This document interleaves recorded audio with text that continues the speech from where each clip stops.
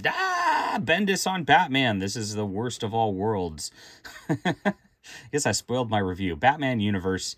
We have Brian Michael Bendis and Nick Darrington. Now, these were like stories that were done in like these like Walmart issues that were they were like 100-page giants, and they were put into Walmarts. It's a weird, like we got matte paper for a DC book. I actually like matte paper better.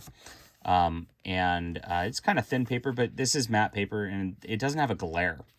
But basically Batman's chasing the Riddler around in this, and then we get a cluster and you see all these different Riddlers and all that. We get a cluster of all these like time stories where Batman kind of gets sucked into these little portals to try to find the Riddler and find out what's going on, and it turns out there's just like plot through time that he has to deal with. He ends up going back to Jonah Hex at kind of the beginning of the DC universe back then. I mean, the art's frankly not good. I mean, that's Bruce Wayne. What? And you see the Bendis dialogue. Batman Bendising. More Batman Bendising. Just talking and sitting here. Oh gosh, it's a train wreck. So you see he ends up on Ranth Thanagar with the Hawk people and all that. He learns about that. I just like, this is not very dynamic art. It's pretty stiff, in addition to it being Bendis dialogue, so it made it hard to get through. And here's a little jewel that everybody's kind of trying to fight for through time.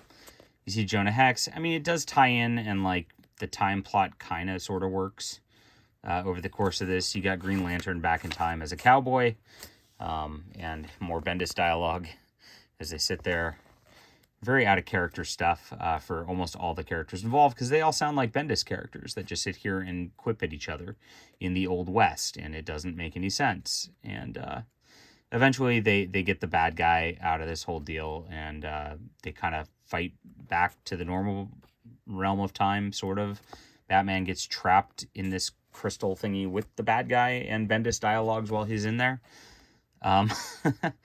And it ends. I mean, the good part is, like, it's pretty quick, and I didn't have to read it for that long. But the bad part is it was a cluster of a time story, and it didn't really work out, and all the characters don't really act like the characters, and the art's not that good either to even carry this story. So, all right, 4 out of 10.